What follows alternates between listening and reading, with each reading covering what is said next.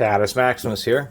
Not a ton to say about these brake string pliers. I don't have a vehicle to demonstrate drum brake pliers on, but the ones that have these special shaped ends, this and this in particular, make them more of a complete set versus ones that don't have the special, which is a spring remover and spring installer, as well as these pliers. And these are also a spring installer, because you generally have three springs and a set of drum brakes, and the springs are essentially there just to pull the drum's shoes back in after you've applied the brakes. And so this is for a lower springs. That's why they have this sharp point, so you can grab a hold of that spring with this pretty beefy, nice deep hook end.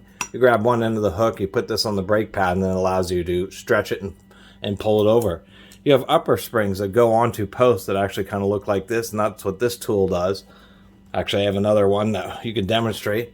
But you put the spring over the edge of that, and then you would hook this onto the edge of the post where the spring goes, and you pry it up to slip it on. That's what this is a remover, however. And since the spring is wrapped around a post, you put this on, and then you rotate it, and it grabs the spring and actually separates it from the post so you can pull it off.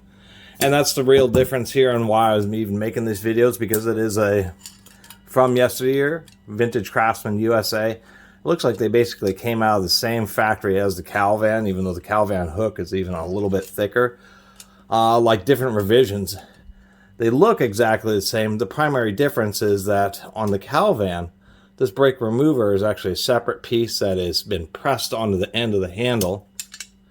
And as you can see here, it has this style, which seems to be effectively the standard. Some people complained about them breaking, but it's interesting Craftsman chose just a slightly different route, or Western tool, whoever forged these, because the end of this rod is actually completely forged, and then they use what I assume to be a hardened steel pin that's rounded, and that may end up working better than what is this traditional style, and this style may end up lasting longer. So anyway, that was the whole purpose of this video, was that here's some old Craftsmans, and they were actually pretty decent.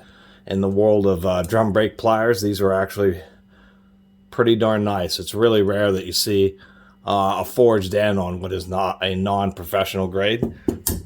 And these Calvans, I'd say, are essentially professional grade. This is a nice alloy steel piece, but it's just interesting they just went a little bit cheaper by having a machine piece that you press fit on, because obviously it's a bit more expensive to forge out this special shaped jaw and then flip the tool around and then do another forging. And you know this is forged because you can see the flashing here. So I thought that was kind of interesting. Pretty heavy duty, and just wanted to share it with y'all. Anyway, really appreciate everybody who's been watching and subscribing. And if you haven't subscribed, please do. Until next time, Catus Maximus out.